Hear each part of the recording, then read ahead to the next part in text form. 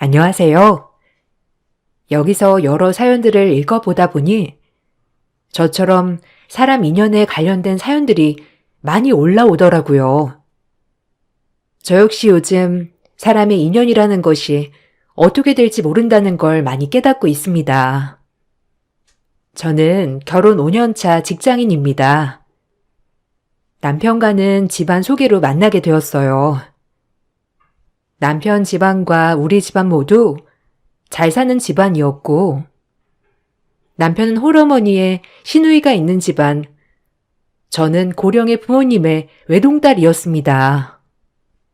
양쪽 집안 모두 사업을 운영하고 있었는데, 결혼 당시만 하더라도 남편 집안보다 우리 집이 더 여유로운 상황이었어요.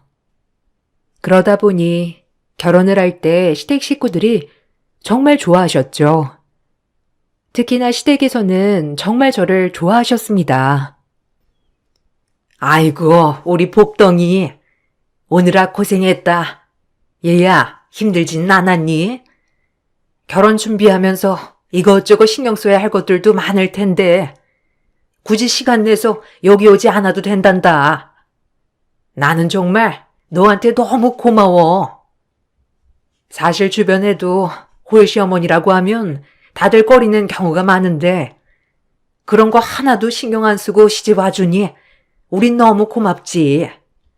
정말 고맙다, 유진아. 아유, 어머님, 그런 말씀 마세요. 상훈 씨도 그렇지만 저는 어머님도 너무 좋으신 분이셔서 결혼하는 건데요. 상훈 씨가 누굴 닮아서 이렇게 배려심이 많은지 궁금했는데 어머님 성격을 닮았나 봐요. 어머님 덕분에 상훈 씨 배려로 저도 너무 행복하게 잘 준비하고 있어요.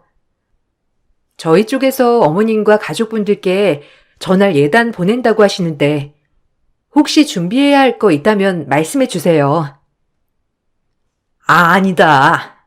어머니 아버지도 힘드실 텐데 이것저것 신경 쓰시려고 하면 너무 힘들어서 안 된다. 무리하시지 마시고 그냥 예단이나 예물 이런 건 생략해도 좋으니 너무 신경 쓰시지 말라고 전해드려라. 안 그래도 한번 만나 뵙고 이런저런 이야기를 할까 싶었는데 요즘 바쁘실까 싶어서 말씀을 못 드렸구나. 그러니 유진이 네가 가서 잘 말씀드리렴. 아니에요, 어머님. 저도 외동딸이고 그래서 엄마가 더 많이 챙겨주고 싶다고 하시더라고요. 어머님 그렇게 말씀해 주셔서 감사해요. 어머님 쪽에서도 아마 오시는 하객분들 많으실 거라고 저희 부모님 쪽에서도 많으실 것 같아서 이것저것 생각하다 보면 잘 준비를 하는 게 나을 것 같다고 하더라고요. 엄마도 처음이자 마지막으로 시집 보내는 딸이라서 더 잘해주고 싶은 것 같아요. 결혼을 할 당시만 하더라도 시댁에서는 저를 너무나 귀하게 여겨주었습니다. 저희 쪽에서도 첫 결혼이고 자식이 하나밖에 없다 보니 할 수 있는 건 다 해주고 싶다고 생각을 하셨죠. 그래서 양가, 예단, 예물 모두 다 고급으로 준비를 했고 주변에서도 다들 부러워하는 성대한 결혼식을 올리게 되었습니다. 그렇게 결혼 2년 차까지는 정말 행복하게 지냈어요. 저와 결혼을 하고 남편도 계속해서 승진을 했고 시어머니 사업도 잘 풀려서 다들 제가 복덩이라고 했죠. 결혼을 하고 나서도 행복하게 잘 지냈지만 한 가지 걸리는 부분이라면 시누이였어요. 남편의 누나였던 시누는 직업도 없이 집안만 믿고 결혼을 꿈꾸고 있었죠. 매번 저를 볼 때마다 좋은 남자를 소개해달라고 하셨어요. 어머, 올케만 행복하게 결혼 생활하지 말고 나도 좀 누리게 좀 해줘봐. 주변에 다른 남자 없어? 올케는 나온 학교도 좋은 학교잖아. 학교에서 친하게 지냈던 남자 동창들은 없어? 올케가 이렇게 행복하게 잘 지내는 걸 보면 나도 좀 행복하게 지내고 싶은데. 올케가 어떻게 한번 알아봐. 저번에 소개를 해준 사람은 그래도 좀 낫더라. 그래도 내 타입은 아니야. 형님, 제가 이번만 해도 10번은 더 소개를 시켜드렸잖아요. 저번에 소개를 해준 사람도 제가 겨우겨우 부탁해서 소개팅 했는데 그때도 형님 마음에 안 든다면서 퇴짜 놓으셨잖아요. 그래 놓고서는 또 소개를 해달라고 하면 제가 할 말이 없네요. 저도 주변에 남자 인맥은 여기서 끝이에요. 그냥 다른 방법으로 만나보시는 건 어때요? 형님 직장도 다녀보시고 하면 많이 만날 수 있잖아요.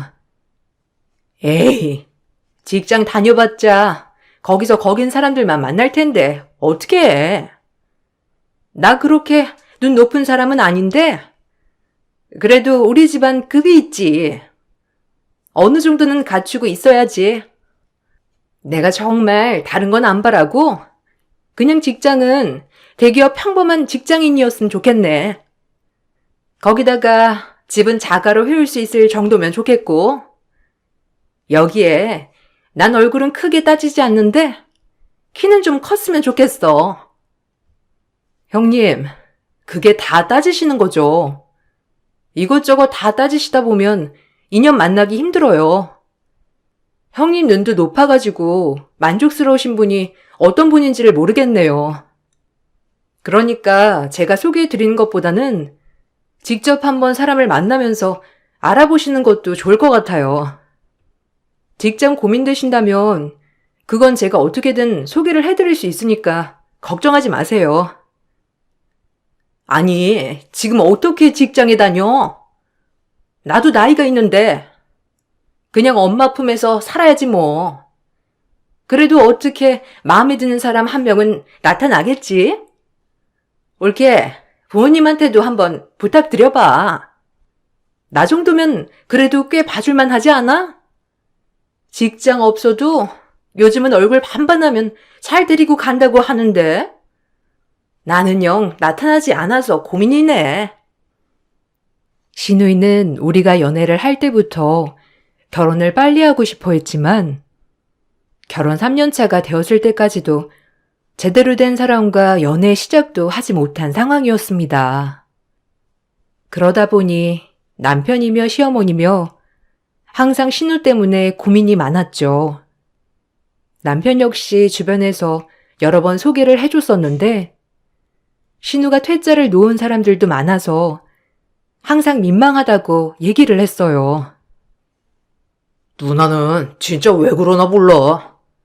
그냥 그 정도면 괜찮겠다 싶은데 뭘 그렇게 바라는 게 많은지 모르겠어. 아직 누나가 이팔 청춘인 줄 아나 봐. 이제 곧 조금만 있으면 나이 40이 될 텐데 지금도 이거 재고 저거 재고 다니고 있으니. 어쨌든 이번에도 다른 대기업 사원들 친해져서 소개해달라고 하는데 내가 어떻게 친해져. 아유, 민망해서 도대체 언제 정신을 차릴지 모르겠어. 안 그래도 나한테도 말씀을 하셔가지고 나도 더 이상 소개를 해줄 사람이 없다곤 했어. 근데 신우 입장에서는 사람들 만날 일이 없으니까 자꾸 소개를 받아서 인연을 만들려고 하는 것 같거든. 그래서 말인데 신우 어디 취업해서 다녀보는 건 어때? 그래도 밖에 나가서 일하면서 이런저런 사람들이랑 어울리고 그러다 보면 좋은 사람들 만날 수 있지 않겠어? 오, 그러네. 근데 누나 자존심에 웬만한 직장은 눈에 찰까 싶다. 한두 달 다니면 잘한 거 아닌가 생각이 드는데. 일단 한번 얘기는 해볼게. 누나도 요즘 많이 고민은 하는 것 같더라고. 주변만 해도 결혼한 지인들이 많아서 이제는 진짜 소개해줄 사람도 없는데 직접 한번 찾아보라고 얘기해야 될 것 같아. 나도 더 이상은 소개해주기 무리이고. 저의 말을 들었던 남편은 오히려 직장에 다니면서 사람들을 만나고 교류하며 만나는 것도 나쁘지 않겠다고 얘기를 했어요. 남편이 여러 번 설득을 한 끝에 신우는 여러 곳에 취업을 했습니다. 처음에는 마음에 들지 않아서 다니다가 그만두었다가를 반복했었지만 어느 순간부터 한 개인 사업체 사무직에서 오래 근무를 하더라고요. 저는 이게 좋은 신호라 생각을 했었는데 역시나 거기 사장님과 신우는 연애를 시작하게 되었습니다. 그로부터 1년 뒤 저는 임신까지 하게 되었습니다. 여기에 신우의 결혼 임박 소식도 전해지게 되었죠. 임신과 결혼 준비 소식이 알려지면서 시댁에서도 저보고 고맙다며 역시 복덩이였다며 좋아하셨죠. 시댁에는 이렇게 좋은 일들이 가득했지만 저희 집에는 우환이 찾아왔습니다. 아빠가 갑작스러운 사고로 돌아가시게 된 것이었어요. 아빠를 잃은 슬픔도 슬픔이었지만 사업은 한순간에 어려워지게 되었고 엄마가 부랴부랴 임시 대표로 운영을 하게 되었죠. 그렇지만 사업을 제대로 운영해보지 않았던 엄마가 대표를 하는 것은 생각보다 더 힘든 일이었어요. 결국 사업은 제대로 운영되지 못하였고 오랫동안 근무를 했던 직원에게 뒤통수를 맞고 고유 기술도 뺏기게 되었습니다. 결국 저희는 사업을 정리하게 되었고 집안은 크게 기울고 말았습니다. 집안이 크게 기울었다는 사실이 전해지자마자 시댁에서의 태도는 한순간에 변하고 말았어요. 시댁 식구들이 모인 자리에서도 제 앞에서 아무렇지 않게 저를 막대하시기도 했죠. 아유, 이게 뭐니? 부잣집 외동딸이라고 해서 좋아했건만. 에휴, 이제는 이걸 내쫓을 수도 없고 어떻게 하겠어? 그냥 살아야지. 아니, 어떻게 어느 하나 받지 못한 상황에서 이런 일이 벌어져? 정말 복도 지질이 없지. 예, 너는 어떻게 아버지 돌아가시고 뭐 받은 건 없니? 오로지 다 엄마가 사용하는 걸로 마무리한 거니? 네?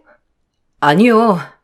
아버지 돌아가시고 사업하느라고 여기저기서 끌어다가 사용도 했어가지고요. 제가 딱히 받은 건 없네요. 그렇다고 해서 빚을 받은 건 아니에요. 어머님, 그렇게 얘기하시면 저 너무 서운해요. 제가 그러려고 그런 것도 아닌데 아버지도 사고 때문에 돌아가신 거잖아요.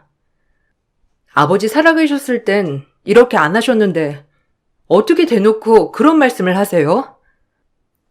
어머머, 너 진짜 웃긴다. 그럼 네 앞에서 말하지 언제 말하니? 그리고 재산 하나도 안 가져온 게 자랑이니? 그렇게 콧대 높은 척 하더니만 결국에는 이렇게 된 거 봐라. 사람이 겸손해야 하는 거지. 너 항상 친정 잘 산다고 떵떵거리면서 할 말 못할 말 다 하고 살았잖아. 네 신우도 무시하고. 그러더니만 이렇게 된 거 봐라. 그래, 엄마. 그때 내가 뭐라고 했어? 그냥 결혼 나중에 시키라고 했잖아. 고작 결혼한 지 3년밖에 안 됐는데 이게 뭐야?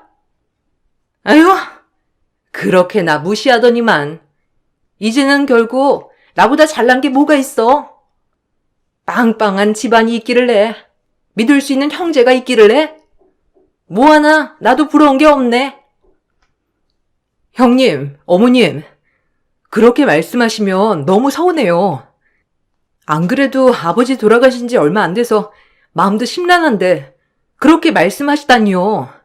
너무 서운합니다. 제가 여기에 해온 것도 많이 있잖아요. 전에는 복덩이가 굴러 들어왔다고 하시더니만 이제는 어쩔 수 없이 데리고 산다는 게 말이 되세요? 말이 안 되지. 그래서 내가 지금 벌 받는 건가 보다. 처음에 그냥 이것저것 따지고 결혼시킬 것을 그냥 너네 집안만 보고 결혼시키니 이 사달이 낫네. 아휴, 너희 집이 잘 살지 않았으면 내가 왜 너를 받아주었겠니? 우리 아들은 대기업에 잘 나간 아들이고 우리 집도 어느 정도 빵빵한데 솔직히 말하면 너보다 훨씬 예쁘고 잘난 며느리 충분히 들일 수 있었어. 그래, 맞아. 우리 상훈이가 얼마나 주변에서 남편감으로 탐냈는데. 그렇게 따지면 우리도 서운하지. 그동안 나보고 집안 믿고 시집도 안 간다면서 뭐라고 할 땐 언제고? 너도 아빠 배경 없이 살 수 있어야 하는 거 아니야? 시모와 신우의 말에 저는 너무 황당하고 상처도 많이 받았지만 무엇보다 더 상처가 되었던 건 남편의 태도였어요. 남편은 바로 앞에서 시모와 신우가 저에게 뭐라고 하던지 신경도 쓰지 않았죠. 그래서 돌아오는 길에 서운함을 표현했더니 남편은 오히려 저를 나무랐습니다. 당신 아무리 화가 나도 그렇지? 엄마랑 누나 앞에서 그게 뭐하는 말버릇이야? 어디서 건방지게 하늘 같은 시어머니랑 시누이한테 대드는 거야? 당신 집안 교육 제대로 안 받았어? 들린 소리 한 것도 아닌데 거기다 대고 많이 틀리니 하고 있는 게 얼마나 교양 없고 저급해 보이는 줄 알아? 아니, 많은 사람들이 똑같은 얘기를 하고 있으면 그럼 당신을 다시 되돌아봐야지. 왜 다른 사람을 탓해? 아무리 그래도 아빠 살아계셨을 때랑 너무 다르시잖아. 그때는 뭐만 해도 잘한다, 복동이가 들어왔다 하시더니만 요즘은 매번 시댁에 가도 구박만 하지 뭐라고 칭찬해 주는 것도 없고, 거기다가 당신은 그 바로 앞에서 와이프가 한 소리 듣고 있는데도 그걸 그냥 다 듣고서도 아무런 반응도 안 하는 게 얼마나 서운한지 알기나 해? 옆에서 그걸 다 듣고서도 아무 말 안 하는 당신이 더 미워. 그래서 어쩔 건데? 그럼 이혼이라도 할래? 아니잖아. 가진 거 칫불도 없는 주제에 지금 이혼하면 당장 어디서 뭘 하면서 살 건데? 제발 주제를 알고 조용히 붙어 있어. 임신도 해놓고 일은 할 수나 있을 것 같아? 지금처럼 조용히 붙어 있으면 다른 건 몰라도 지금 생활하는 거 그대로 유지는 할 수 있으니까. 갑자기 달라진 시댁 식구들의 태도에 저는 너무나 황당하고 어이도 없었습니다. 그동안 저를 이뻐했던 것이 저 자체가 아니라 집안이라는 생각을 하니 정말 내가 결혼을 잘한 건 맞나 생각이 들더라고요. 그동안 결혼을 준비하고 결혼식을 하고 결혼 생활을 하면서 주변 사람들에게 부러움을 샀던 내가 정말로 행복은 했던 것일까 생각을 하게 되었습니다. 저의 상황과는 별개로 신우는 연애를 하던 사장과 결혼을 준비한다고 얘기를 했습니다. 신우 남자친구의 집안 역시 잘 사는 집안인 듯 했어요. 어느 날 신우는 예비 시부의 취임식이 있다면서 온 가족이 거기 초대를 받았다고 전해왔습니다. 이번에 아버님 대표직 취임식이 있는데 그 자리에 우리 가족이 초대를 받았어. 아무래도 이제 곧 결혼할 거라고 주변에 알리려고 하는 것 같아. 그러니 이번에 갈 때 좀 제대로 챙겨 입고 가야 할 것 같아. 이렇게 아버님 대표직으로 취임하면서 아무래도 남자친구 사업에도 좀 도움을 주지 않을까 싶은데. 엄마 생각은 어때? 아마 그러시겠지?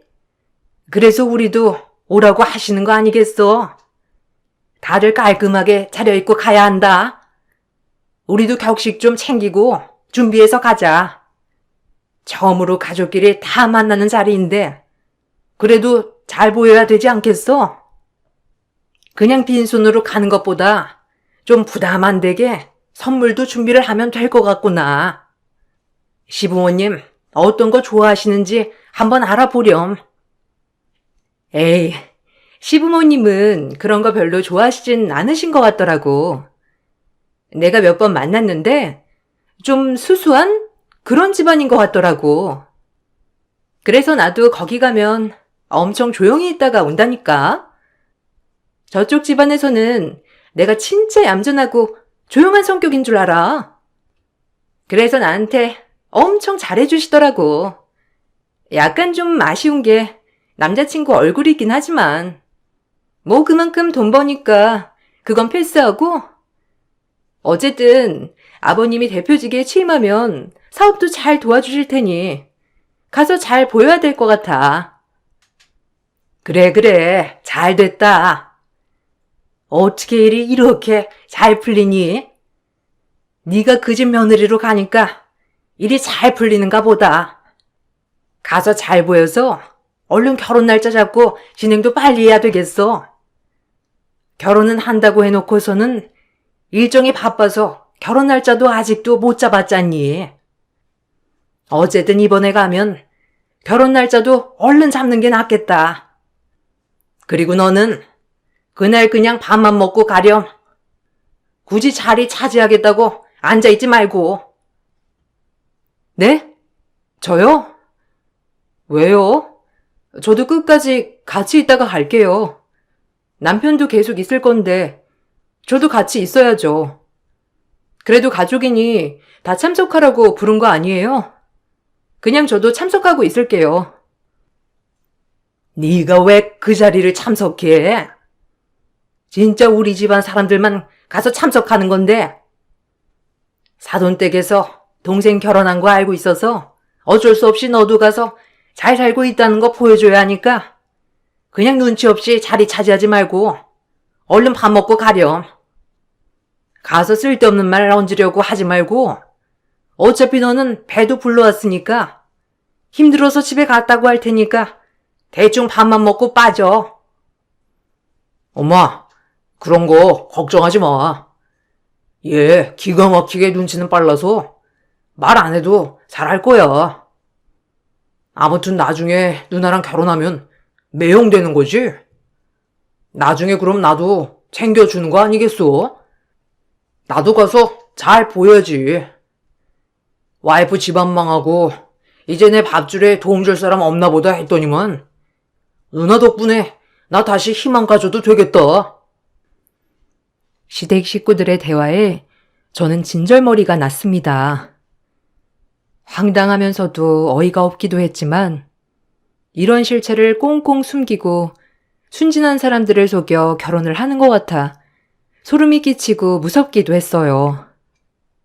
그렇지만 얼굴도 누군지도 모르는 사람들에게 무작정 이야기를 할 수도 없었죠. 그렇게 대표직 취임식이 다가오게 되었습니다. 남편은 이미 시모와 시누이를 모시고 취임식에 먼저 간다며 나가버렸고 저보고 선물을 사들고 오라고 하더라고요. 저는 어떤 선물을 해야 하나 고민을 하다가 화분을 사가지고 갔습니다. 만삭의 몸으로 이것저것 바리바리 싸들고 가면서 이렇게까지 가야 하나 싶은 생각도 들었죠. 화분을 들고 가보니 신나는 분위기에서 취임사가 전해지고 있었고 한쪽의 시댁 식구들이 자리를 하고 있었습니다. 저는 조용히 남편이 있는 자리로 가서 선물을 전해주었죠. 남편은 선물을 보자마자 화를 내면서 제 뺨을 내려쳤어요. 이게 진짜 말귀를 못 알아먹어도 이렇게 못 알아먹나? 너 우리 집안 장피 주려고 일부러 그러는 거지? 도대체 침식에 고작 화분을 가지고 오는 사람이 어디 있어? 센스 있게 화환으로 준비해야지. 정말 할 줄 아는 게 뭐가 있냐? 내가 화분 사오라고 했어? 모르면 좀 물어라도 보던지. 어떻게 이렇게 정신없는 생각을 할 수 있지? 아이고, 그럴 줄 알았다. 말기 하나 못 알아 쳐들어 어디다 쓰겠니? 예, 됐다. 그냥 너 몸 아프다고 할 테니까 그냥 나가서 집에 가. 이게 도대체 창피하게 뭐 하는 짓이야? 혹여라도 사돈댁에서 볼까봐 민망하다.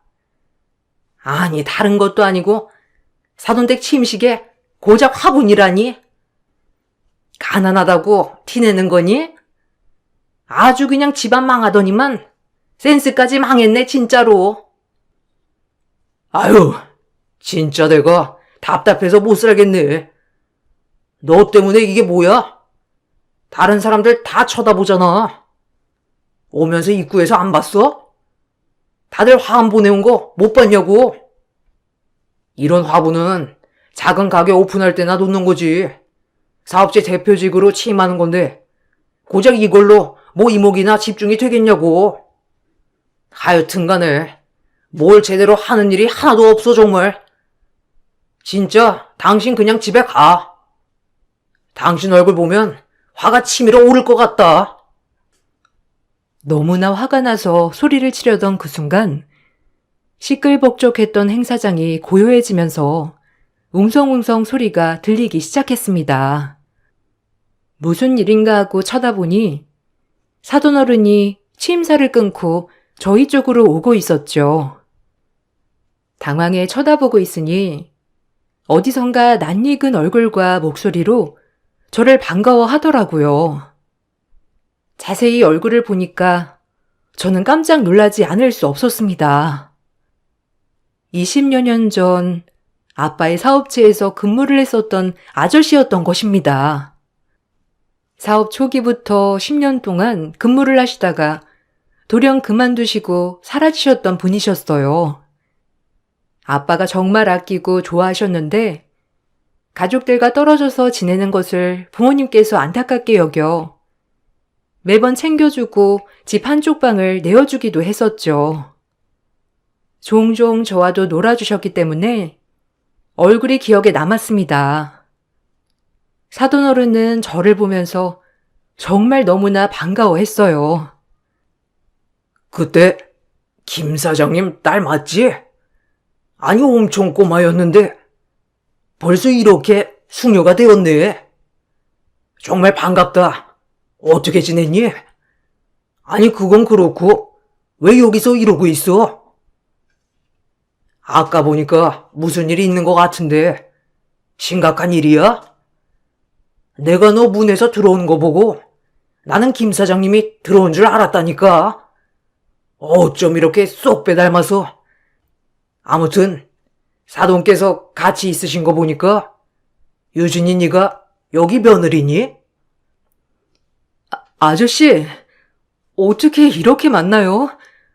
아저씨도 하나도 안 변하셨네요. 그대로세요. 여기는 저희 남편이고 사실 아저씨 아들이 만나고 있는 사람이 제 시누이예요. 남편이 화환을 준비하라고 부탁했는데 제가 소통이 안 됐는지 화분을 사와버렸네요. 대표직 취임하시는 거 정말 축하드려요.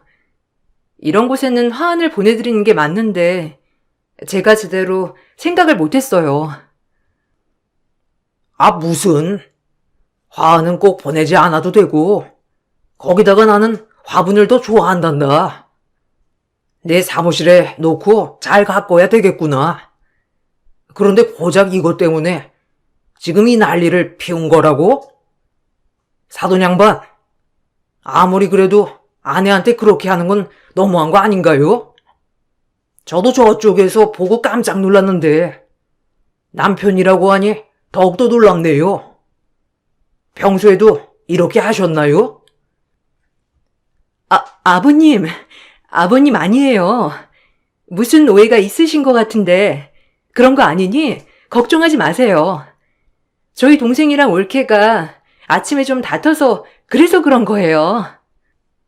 일단 취임식 진행하고 있으니 이렇게 계시지 마시고 일단 행사 진행 먼저 하세요. 저희 올케가 임신을 해가지고 몸 상태가 별로라 저희도 챙겨서 가봐야 할 것 같아요. 아니 홀몬도 아니네를. 우선 얘기는 나중에 다시 하자꾸나. 사돈, 이번 이야기는 다음에 한번 다시 자리를 마련해서 해보도록 하죠. 유진아, 잠깐만 있어 볼래? 우리 기사가 집까지 모셔다 줄 거다. 그리고 가면서 내 명함도 꼭 챙겨서 가고. 나한테 엄마랑 같이 시간 내서 전화 좀 다오. 그동안 이야기도 좀 해보자꾸나. 얼마 뒤 아저씨에게 연락을 했고 저는 아저씨와 만나게 되었습니다. 그동안 살았던 이야기를 하게 되었어요. 아버지가 돌아가시게 되었고 사업도 망했다는 소식을 들으시고는 아저씨는 정말 자신의 일처럼 안타까워 하셨죠. 결혼하고 몇 년 안 돼서 아버지가 사고로 돌아가시게 되었어요. 사업을 정리해야 했는데 바로 정리가 안 돼서 엄마가 임시로 운영을 하게 되었는데 직원이 뒤통수를 치는 바람에 사업도 전부 망해버렸고요. 그러다 보니 가세가 많이 기울어졌어요. 아마 시댁에서는 제가 부잣집 외동딸인 줄 알고 정말 좋아했는데 집안이 망하고 나니까 그때부터 저를 미워하고 싫어했던 것 같아요. 아유, 그렇구나. 나는 몇 번 사돈을 만났는데 전혀 그런 집안이라고는 생각조차 못했다. 특히나 사돈도 자식들 어릴 때 남편이 돌아가셨잖니. 정말 어렵게 살다가 사업하면서 잘 사시게 된 거라 이해를 더 많이 했을 것 같았는데 전혀 아니구나. 그런 모습이 전혀 없어서 몰랐는데 유진이 아니었다면 평생 모르고 속고 결혼시킬 뻔했구나. 어쨌든 그때 행사를 망치게 한 것 같아서 죄송했어요. 그래도 이렇게 만나뵈니 정말 반갑네요. 그때 따로 살고 계시다고 했던 가족 중에 아드님이 있었나 봐요. 그때 같이 봤으면 정말 지금 만났을 때 바로 알아차렸을 텐데. 신우가 몇 번 남자친구 사진을 보여줬었는데 전혀 몰랐어요. 아저씨 아드님인 줄. 생각해보니 아드님이 아저씨 많이 닮았네요. 그렇지. 다 너희 아빠 덕분이다. 나한테 진짜 친동생처럼 살뜰하게 챙겨주셨지. 가족이랑 멀리 떨어져서 산다고 집에도 들어와 살게 해주고 월급 그대로 모을 수 있게 해주셨어. 절마다 좋은 음식들 싸서 가족들한테도 보내주고. 그때 너희 아빠 없었다면 나는 여기저기 떠돌면서 어렵게 살았을 거야. 거기서 배운 기술로 가족들이 살고 있는 곳으로 가서 취업도 하고 결국 이렇게 사업도 잘 되고 있잖니. 그게 다 너희 아빠 덕분이지. 그런데 돌아가셨다니 정말 마음이 슬프고 안타깝구나. 아빠도 아저씨 만나셨으면 정말 좋아하셨을 거예요. 아저씨 그만두시고 난 후에도 계속 아저씨만 한 사람 없다면서 얘기하셨거든요. 엄마가 아저씨 만났다는 얘기 듣고 정말 좋아하셨어요. 언제 한번 시간 내서 식사 자리 마련해 볼게요. 엄마도 정말 아저씨 좋으신 분이라고 매번 말씀하셨거든요. 저희 아빠도 아저씨가 좋으신 분이라고 생각하셔서 잘해주셨을 거예요. 아유, 그때의 은혜를 지금 보답해야 하겠구나. 일단 어머님이랑 유진이랑 같이 살 수 있는 집이 있는데 거기로 이사 오는 건 어떠니? 저번에 상황 보니까 더 이상 남편이랑 사는 것도 답이 아닌 것 같은데 이혼 준비도 한다면 내가 변호사도 알아봐 줄 수 있다. 일단 상담을 먼저 받아보고 어떻게 준비를 할지 알아보는 것도 좋을 것 같구나. 아저씨께서는 엄마와 제가 살 수 있는 조그만 집을 구해주셨습니다. 원래 별장으로 쓰려고 했던 곳인데 그곳에서 지내라며 배려를 해주셨죠. 거기다가 이혼 준비로 변호사도 붙여주셨어요. 저는 아저씨의 도움으로 이혼을 준비했습니다. 당연히 이혼을 하는데 증거는 넘쳐났어요. 그동안 시댁 식구들이 저에게 보낸 문자와 통화 녹음만으로도 부당 대우가 입증될 수 있었거든요. 그렇게 저는 이혼을 준비했고 신우에게는 파혼 통보가 전해졌습니다. 역시나 얼마 후 시모는 저에게 전화를 해 싹싹 빌었죠. 아이고, 유진아. 네 시누이가 밥 한 돌도 안 먹고 머리 싸매고 누워있다. 이게 무슨 일이라니? 저쪽에서 결혼할 수 없다고 했다는데 정말 이게 무슨 일인지 모르겠구나. 혹시나 그때 일 때문에 그런 거라면 정말 미안하다. 내가 정말 잘못했으니 네가 좀 나서서 결혼 안 하겠다고 하는 것 돌려봐 줄 수 없니? 이러다가 네 신우 다 죽게 생겼다. 그 정도로 사람 안 죽어요. 그리고 어쩐 일로 저한테 다 전화하셨어요? 저보고 쓸모없고 할 줄 아는 것도 없다고 막말하실 땐 언제고 이렇게 전화로 부탁까지 하시니 제가 참 당황스럽네요. 사람이 참 간사한 게 자기 입맛에 맞게 사람을 대하더라고요. 언제는 누구보다 귀한 사람인 척 대하더니 필요성이 떨어지니까 짐짝만큼도 못하게 대하셨잖아요. 그런 사람이 다시 자기를 필요하니까 이렇게 부탁하는 겁니까? 참 간사하네요. 간사한다고 뭐라 해도 상관없고 네가 나한테 욕해도 다 받아줄게. 그러니 가족 좋다는 게 뭐니? 신우이가 좀 좋은 곳에 시집을 가면 너도 편하고 나도 편하고 신우이도 편하지 않겠어? 우리가 그때 너무 예민한 상태였잖니. 과거는 싹 잊고 우리 새로 다시 시작하자꾸나. 내가 그때 그랬던 건 너무나 갑작스러운 상황에 당황스럽고 그래서 그런 거야. 이해하지? 내가 너무 미안하고 잘못했으니 용서해 주렴. 가족이요? 개뿔이 가족이네. 이런 게 가족이었으면 당신네랑 이렇게 인연도 만들지 않았을 겁니다. 그리고 우리는 이제 가족 아니에요. 이미 이혼 청구했고 숙려기간 다 끝났습니다. 이젠 남이라고요. 어머님, 아니 당신이랑은 이제 이렇게 말을 섞을 필요도 없는 사이라고요. 아시겠어요? 그 잘난 집안 어디 한번 잘 해결해 보세요. 아이고, 유진아. 그런 게 어디 있니? 우리가 너한테 얼마나 잘해줬는데 그때 잠깐 그런 거 가지고 이혼이라니. 다시 한번 생각을 해다오.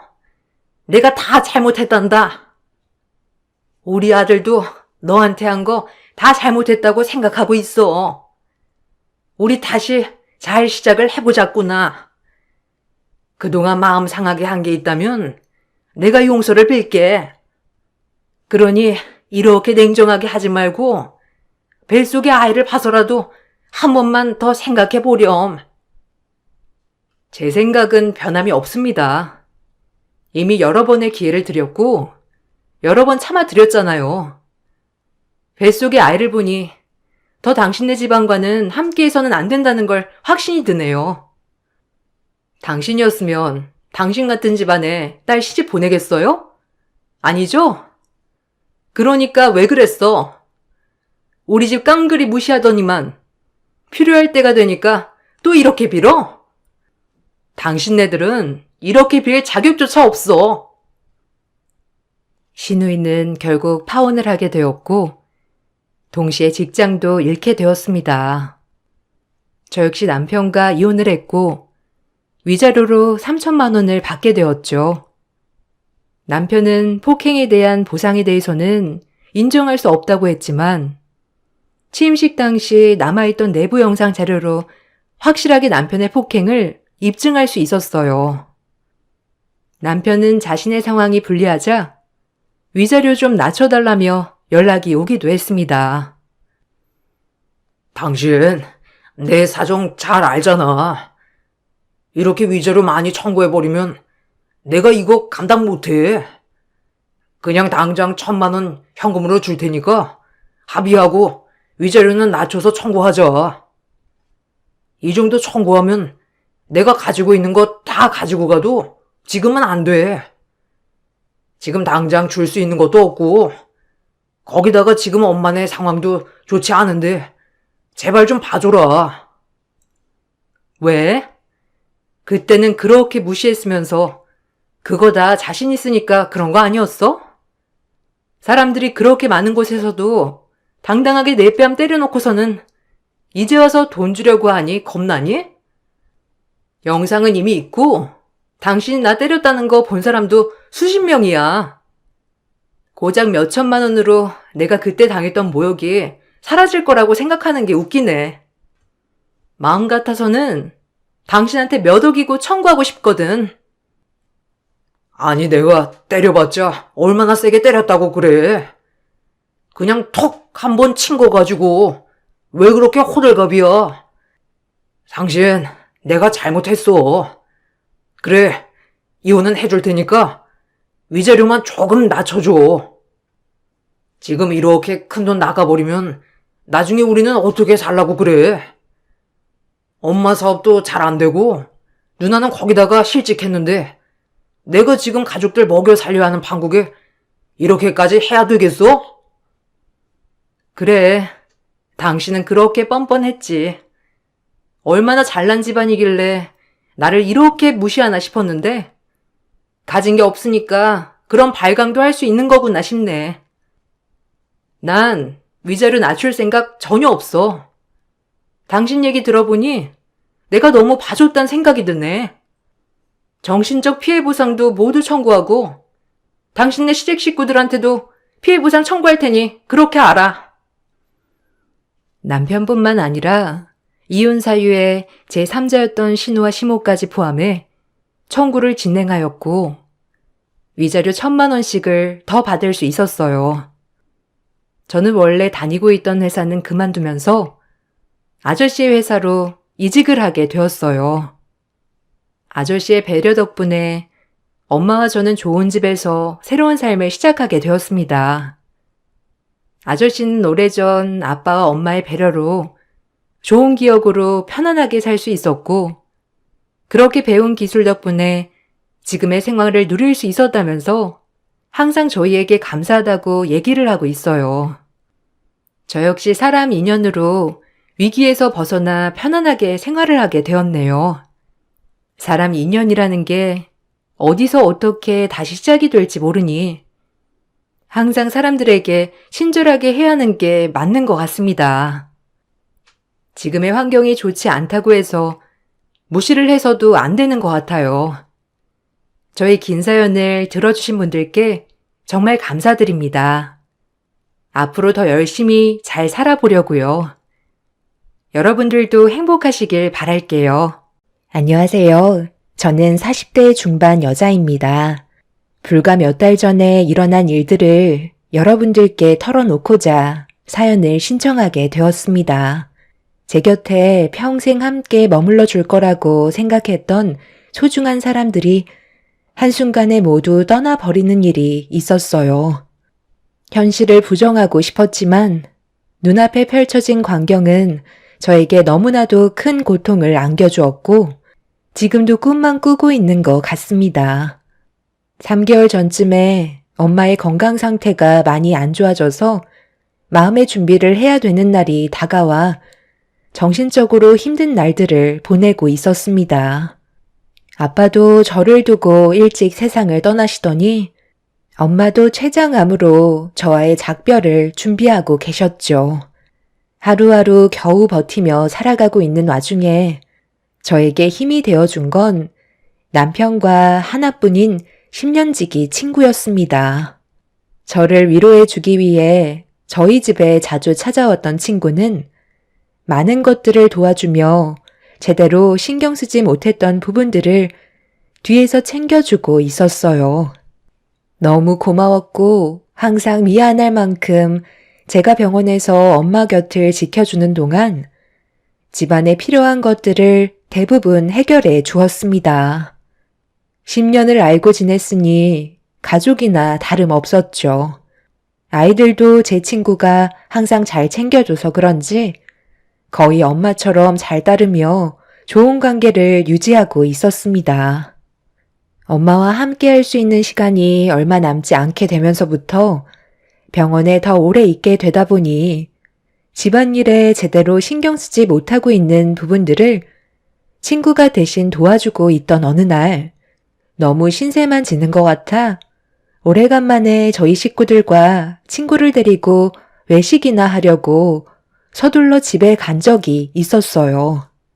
아이들을 돌봐주고 있다는 친구가 고생할 걸 생각하니 너무 미안해서 최대한 빨리 집에 도착해 현관문을 열었는데 아이들은 거실에서 뛰어놀고 있더라고요.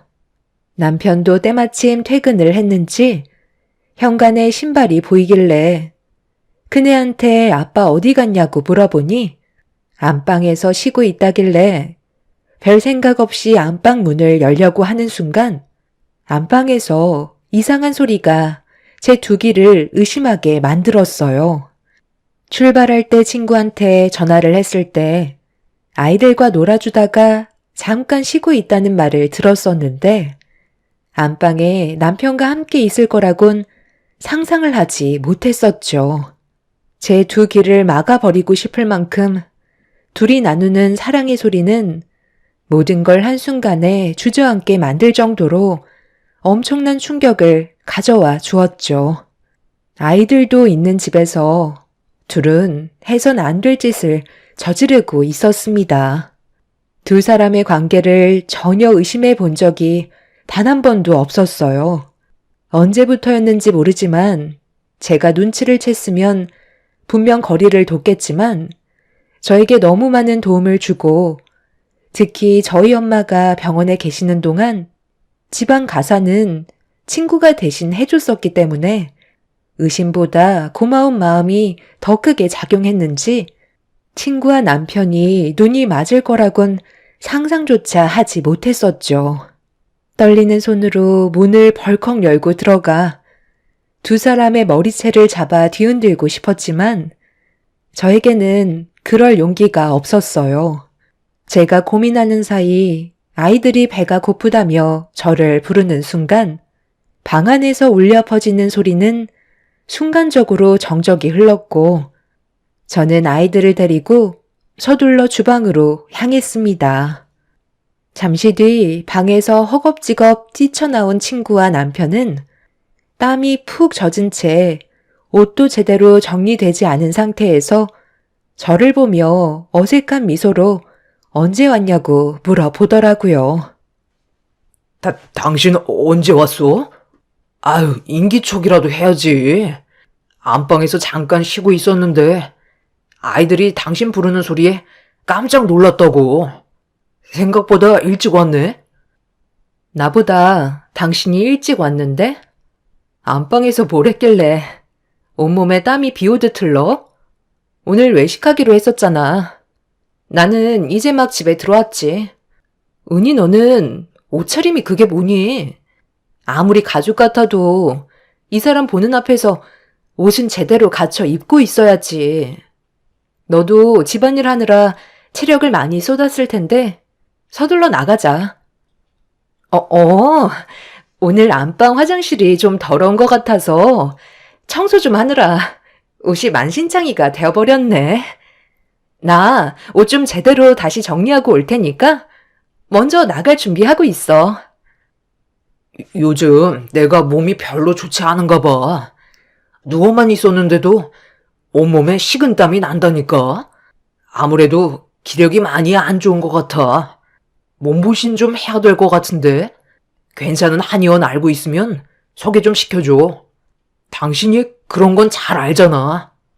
그럼 나는 밖에서 차 시동 걸고 기다리고 있을 테니까 애들 준비시켜서 나와.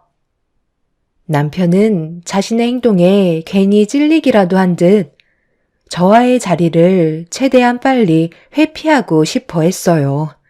못 본 척, 못 들은 척, 아무렇지도 않은 척 연기를 했지만 언제까지 제가 버티고 있을지는 모르겠더라고요. 살짝 건들기라도 한다면 금방이라도 터질 것처럼 감정 컨트롤이 힘들었지만 신경 써야 될 것들이 너무 많았었기 때문에 최대한 억누른 채 둘의 상황을 지켜보기로 했었죠. 그렇게 아이들의 외출 준비를 끝낸 채 친구가 화장실에서 나오길 기다리고 있는데 한참 동안 나오지 않길래 천천히 걸음을 옮겨 화장실 앞으로 다가가자 친구는 남편과 통화를 하고 있었습니다. 생각보다 너무 빨리 집에 온 제가 모든 걸 봤을지도 모른다는 불안함 때문인지 제가 다 알고 있으면 어쩌냐고 저한테만큼은 들키고 싶지 않다고 걱정을 하면서 대화를 주고받고 있었어요. 제가 노크를 하면서 준비가 다 됐다고 하자 친구는 남편과의 전화 통화를 서둘러 끊고 화장실에서 나왔는데 제 눈을 제대로 못 보고 서둘러 밖으로 뛰쳐나갔습니다. 그렇게 저희는 분위기 있는 음식점에서 서로 마주보며 식사를 이어나갔고 아무렇지도 않은 척 밝은 분위기로 친구에게 말을 붙이며 어색함을 풀어 주었습니다. 오늘따라 분위기가 왜 이래? 은희 너 무슨 일 있었어? 말까지 더듬고 평소의 모습이 전혀 아닌데? 어디 불편한 거라도 있는 거야? 음식이 입맛에 안 맞아? 어? 아니, 오늘따라 내가 좀 무리를 했는지 약간 몸살기가 있는 것 같네. 집안 청소가 쉽지 않다 보니까 아무래도 좀 피곤한 것 같아. 시간 좀 지나면 괜찮아질 거야. 그래도 은희 너 덕분에 내가 엄마 옆에 오랜 시간 붙어 있을 수 있어서 정말 많은 도움이 되고 있어. 의사 말로는 길어야 몇 달이라곤 했지만 예정보다 더 일찍 내 곁을 떠나실지도 모른다고 하셔서 웬만하면 엄마 곁에 최대한 많은 시간을 함께하고 싶었거든. 내가 힘들 때 옆에 있어줘서 정말 고마워. 고맙긴. 우리가 한두 번 본 사이도 아니고 10년이나 함께 있었어. 완전 가족이나 다름없다고. 내가 챙겨주는 건 당연한 거야. 너도 우리 집안 도와줬었잖아. 주저앉을 뻔했던 거 사업 다시 일으켜줬을 때 얼마나 고마웠었는데. 우리 부모님께서도 항상 고맙게 생각하고 계셔. 지금 안 좋은 문제 좀 해결되면 그때 식사나 같이 하자고 하셨어. 집안일은 걱정하지 마. 내가 최대한 신경 쓸 테니까 어머니 건강이나 잘 챙겨드려. 나보다 네가 더 고생하고 있잖아. 요즘 내가 시간이 들쑥날쑥해서 병원을 자주 못 가는데 내일은 시간이 좀 남을 것 같거든. 오래간만에 장모님 얼굴이나 한번 뵈러 병원에 좀 들려야 되겠다. 친구와 남편은 제 눈치를 살피면서 자신들이 저지른 일에 대한 죄책감을 느끼고 있는지 저에게 잘해주는 가식적인 모습을 보여주고 있었습니다. 최대한 표정 관리하면서 둘의 모습을 지켜보고 있는데 서로 가끔씩 주고받고 있는 눈빛은 저를 더욱더 괴롭게 만들고 있었어요. 제가 받은 배신을 어떻게 되갚아 줄 수 있을지 두 사람을 쳐다보면서 깊은 고민에 빠져 있었죠.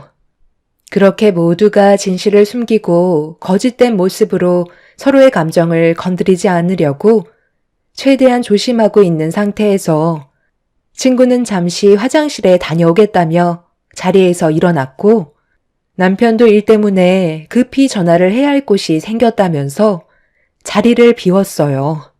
아무것도 모르는 아이들은 뭔 죄인지 너무 불쌍해 보여 하루빨리 모든 일들을 정리하고 싶은 마음밖엔 없었어요.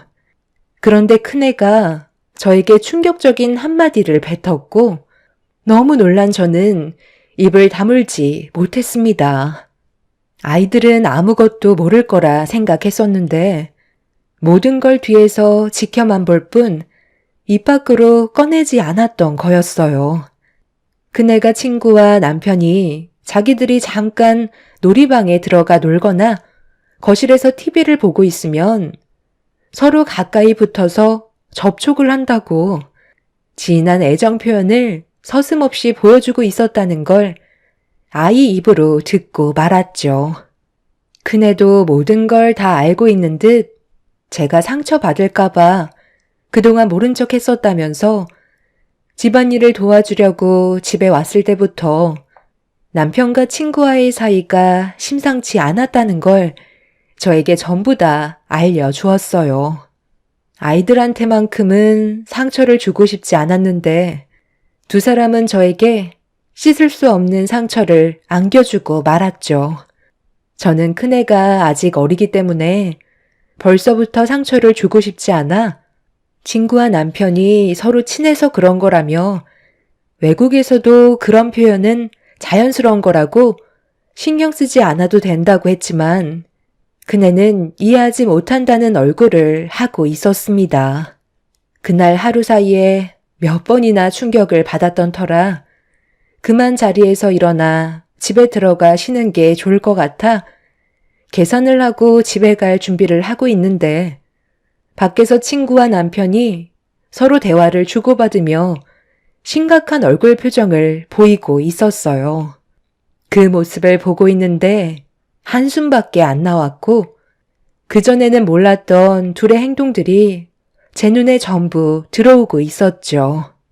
둘이 바람 피우고 있는 모습을 제가 알아차리기 전에는 전혀 의심하지 않았었고 10년 동안 알고 지낸 사이기 때문에 서로가 워낙 친해서 신경을 쓰지 않았던 것뿐이었는데 모든 게 밝혀지면서부터 남편과 친구가 제 앞에서 얼마나 많은 시간 동안 대놓고 바람을 피우고 있었던 건지 알 수 있었습니다.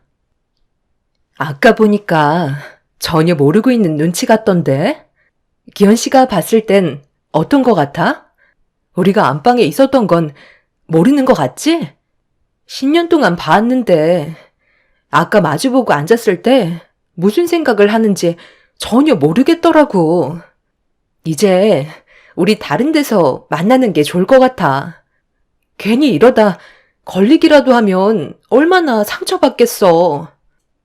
내가 그 사람이랑 더 많은 시간을 함께 보냈었잖아. 딱 보면 바로 알지. 전혀 눈치 못 채고 있으니까 걱정하지 않아도 돼. 우연히 엄마가 원래 좀 둔한 편이잖아.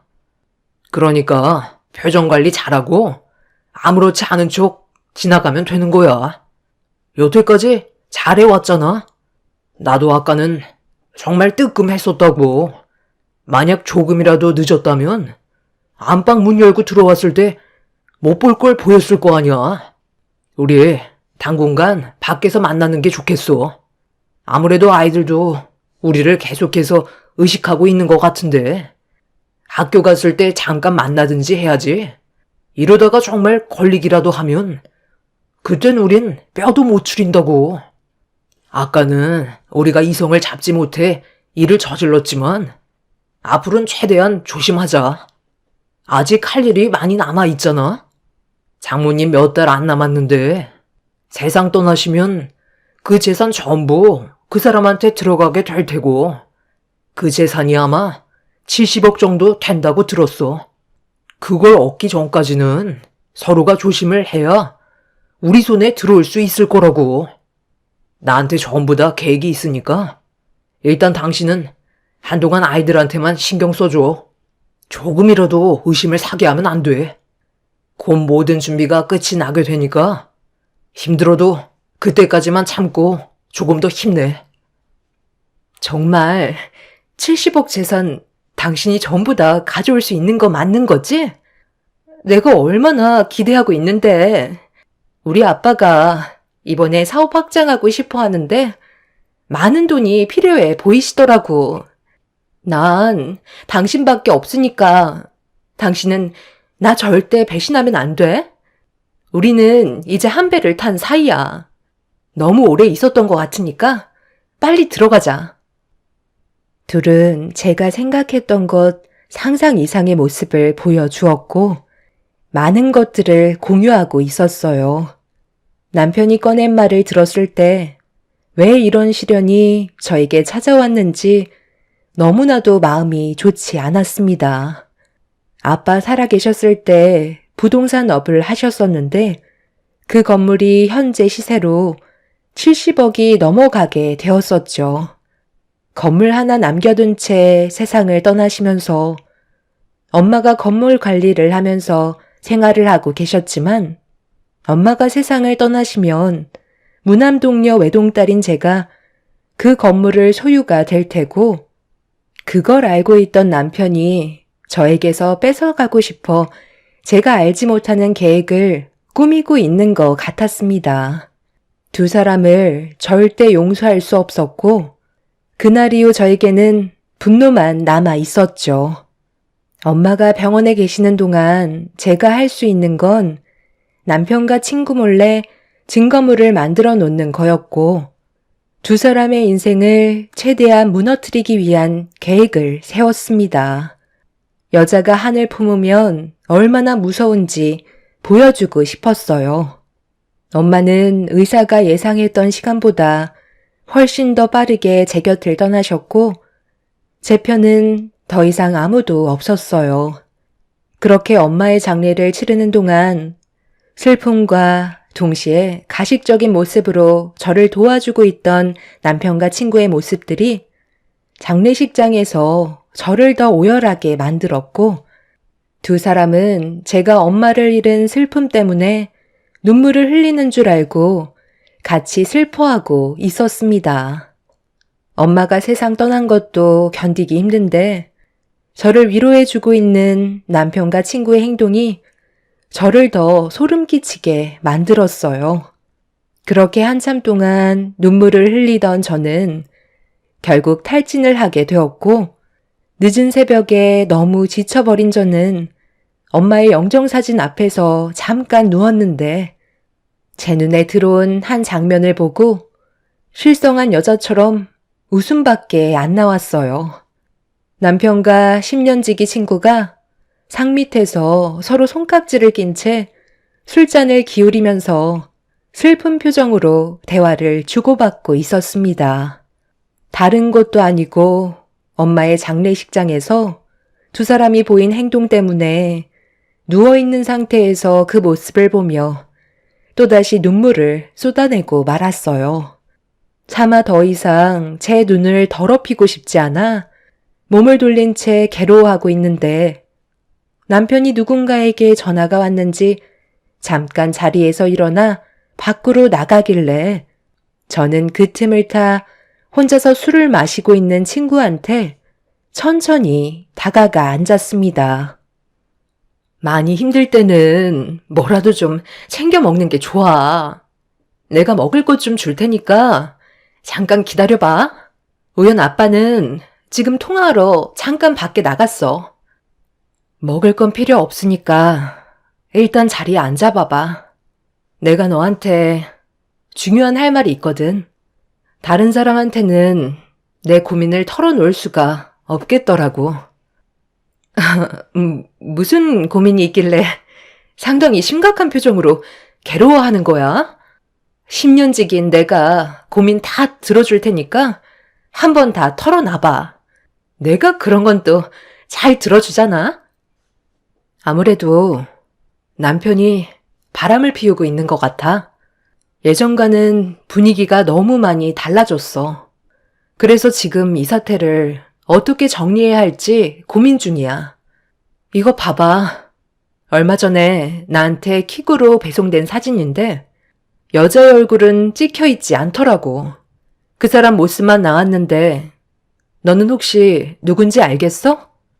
어디서 많이 봤던 사람인 것 같기는 한데 뒷모습만 보고서는 잘 모르겠더라고.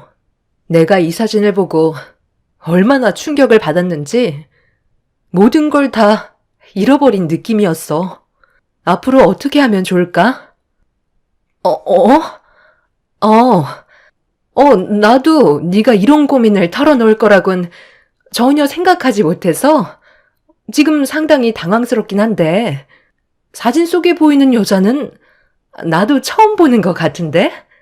우연 아빠가 정말 바람을 피우고 있다는 거야? 이거 너무 충격이라 무슨 말을 해야 될지 나도 잘 모르겠어. 일단 좀 더 조사를 해보는 게 좋지 않을까? 그래서 사람을 시켜서 조사를 하려고 계획하고 있는 중인데 내가 생각하고 있는 계획이 몇 가지 있는데 한번 들어볼래? 일단 남들이 다 아는 상간소송으로 이혼을 하고 사진 속의 여자한테까지 위조를 받던지 아니면 내가 가진 재산으로 이 두 사람을 두 번 다시 세상 빛을 못 보게 만드는 거야. 너는 어떻게 했으면 좋겠어? 나는 전자보단 후자가 나을 것 같은데. 내가 알아본 업체가 꽤 음지에 있는 사람들인데 돈만 주면 시키는 건 뭐든지 한대. 사진 속에 보이는 사람이 남편과 상간녀 둘이니까 돈은 좀 많이 들긴 하지만 전문 업체라 뒤처리도 깔끔하고 쥐도 새도 모르게 사라질 수 있게 정리해줄 수 있다고 하던데? 그래서 나는 후자를 선택하기로 거의 결정했거든. 내가 이런 고민을 너한테 얘기하는 건 아직 내가 이성의 끈을 놓지 않았다는 거야. 은희야, 너는 어떻게 생각해? 위자료 쪽이야? 아니면 나랑 같은 생각이야? 너도 내 친구니까 똑같은 감정을 느끼고 있을 거 아냐. 이 사진을 처음 봤을 때 어떤 기분이었어? 나처럼 배신감을 느꼈지? 너한테 너무 어두운 얘기를 했나 보다. 됐다, 신경 쓰지 마. 어차피 내 결정으로 이 두 금수들의 인생이 정해질 테니까 나는 두 사람을 이 세상에서 정리해버리기로 결정했어. 기회 같은 것도 주고 싶지 않아. 내가 받은 상처가 너무나도 컸기 때문에 이 사람들을 용서할 수가 없어. 너는 내 마음 이해하지? 그렇지. 네가 얼마나 마음이 아팠겠어. 믿었던 사람한테 받는 배신이 이 세상에서 제일 큰 고통이라고 하더라. 그래서 네가 아까 그렇게 오열을 했던 거구나. 그래도 너무 극단적인 선택은 하지 않는 게 좋을 것 같아.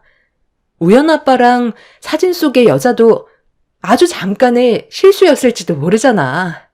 아이들도 생각해야지. 그래도 아이들한테는 아빠가 있어야 하는데 꼭 그렇게 해야 되겠어? 지금 네가 너무 많이 힘들어하는 것 같아서 내가 무슨 말을 해도 들리지 않겠지만 분명 우연 아빠도 후회하고 있을 거야. 다시는 만나지 않으려 할지도 몰라. 일단 좀 더 지켜보는 게 어떨 것 같아? 불행은 또 다른 불행을 남겨주게 되는 거라고.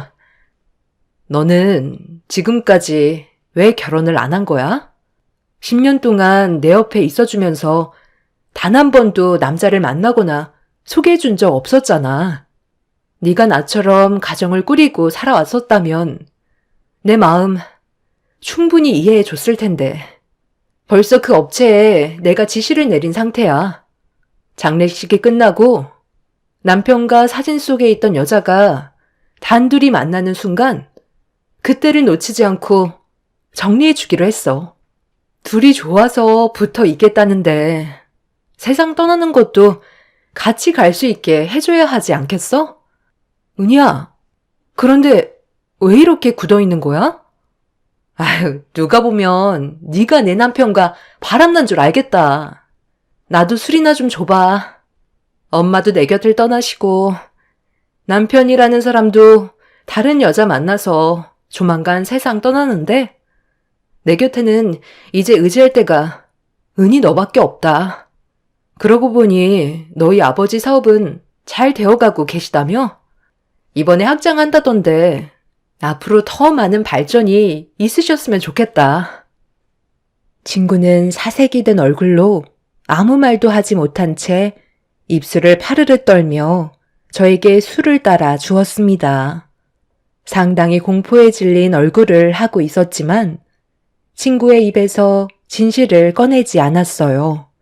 저는 그래도 친구가 그 자리에서 모든 걸 털어놓고 죄를 뉘우치기를 바랐지만 제 편을 들어주면서 본인의 잘못을 숨기고 있었죠. 저는 친구가 따라준 술 한 잔을 입에 털어놓은 뒤 남편과 친구의 모습이 담긴 사진을 가지고 다시 자리로 돌아와 엄마의 영정 사진을 보며 눈물을 흘렸습니다. 그건 엄마가 세상을 떠나셔서 슬픈 마음에 흘리는 눈물이 아닌 친구가 끝까지 저에게 거짓말을 한 거에 대한 슬픔의 눈물이었어요. 저와 친구가 나눈 대화를 전혀 알지 못한 남편이 자리로 돌아와 친구 옆에 앉아 말을 붙이려 하자 친구는 경기를 일으키며 자리에서 벌떡 일어나 급하게 장례식장을 빠져나갔습니다. 당황한 남편은 저한테 다가와 무슨 일이 있었는지 물어보길래 잘 모르겠다며 쉬고 싶으니 건들지 말라고 남편도 집으로 돌아가 주길 바랐어요. 남편은 제 말이 끝나자마자 아침 일찍 다시 오겠다면서 급하게 밖으로 빠져나갔고 그날 이후 남편은 장례식장에 나타나지 않았어요. 아마 친구가 제가 얘기했던 걸 그대로 전달해 줬었겠죠. 그렇게 길게만 느껴졌던 장례식은 마무리가 되었고 남편과 친구는 더 이상 제 전화를 받지도 모습을 나타내지도 않고 있었어요. 제가 말했던 것들에 대한 두려움을 느끼고 있는 듯 보였습니다. 장례가 끝난 다음 업체를 시켜 남편과 친구를 정리할 거라는 말은 전부 다 사실이 아니었어요. 제가 받은 상처와 분노는 하늘을 찔렀지만 저는 그런 일을 선택할 정도까지 바닥은 아니었습니다.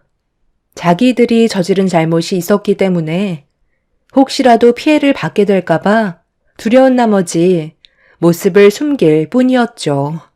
그렇게 남편과의 이혼 준비를 하기 위해 변호사를 만나 상담을 받고 제가 가지고 있는 증거물들에 대한 효력과 앞으로의 위자료 등에 대해서 의논을 한 다음 건물 밖으로 나왔는데 사람 인생 참 웃긴 게 제가 나오는 타이밍에 남편과 친구가 제 앞을 지나갔고 저와 눈이 마주치고 말았어요.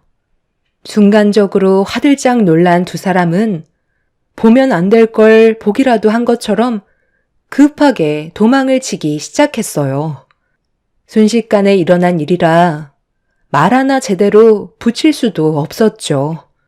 그동안 둘이 함께 숨어 지내고 있었는지 저에게 발각된 이후 차를 타고 사라졌는데 죄를 지으면 결국 그 끝은 비참하다는 결과가 뒤따라오듯 남편과 친구가 교통사고가 나서 생명이 위급하다는 말을 듣고 말았습니다.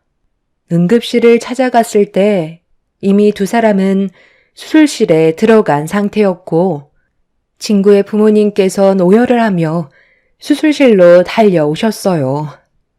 저와도 친분이 있는 분이라 어떻게 된 거냐고 물어보시길래 교통사고가 났다고 설명을 해드렸어요. 오랜 시간 끝에 수술실에서 나온 두 사람은 충격적인 모습을 하고 있었고 남편은 상태가 위중해서 오래 버티지 못할 것 같다는 의사의 말을 듣고 말았어요. 친구는 언제 깨어날지도 모르는 상태였고 의사는 깨어나도 평생을 식물 인간으로 살아야 한다며 희망이 없다는 말을 전해 주었어요. 도둑이 제발 저린다고 제가 장례식장에서 했던 말들 때문에 저와 마주쳤을 때 자신들이 피해를 받을까봐 도망을 치다가 결국 비참한 결과를 얻고 말았죠.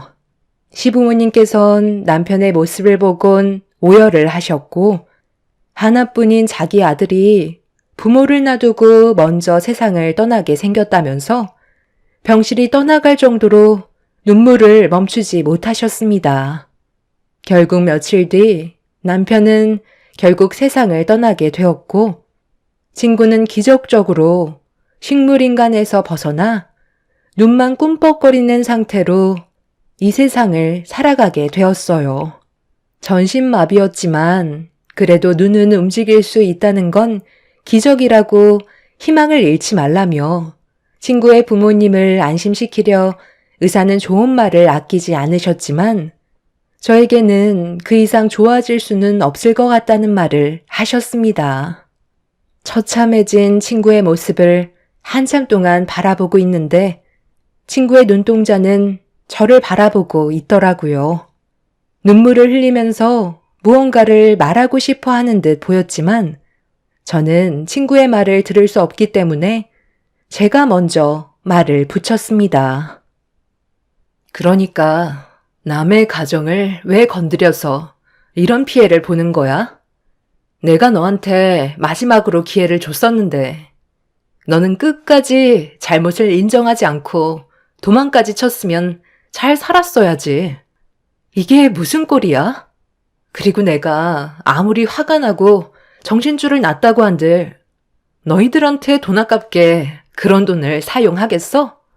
그냥 해본 말이었는데 너희들이 지은 죄가 있으니까 도망을 치다가 이런 결과를 얻게 된 거 아냐.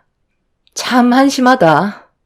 그 사람 핸드폰이 나한테 들어왔는데 너희들 정말 가관도 아니더라. 네가 왜 지금까지 결혼을 안 하고 있었는지 둘이 나눈 문자 내용을 보니까 알 수 있겠더라고.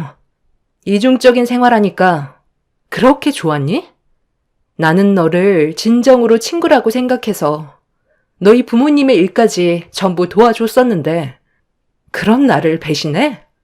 그 사람은 정말 나를 이 세상에서 보내려고 철저하게 계획까지 세웠었더라.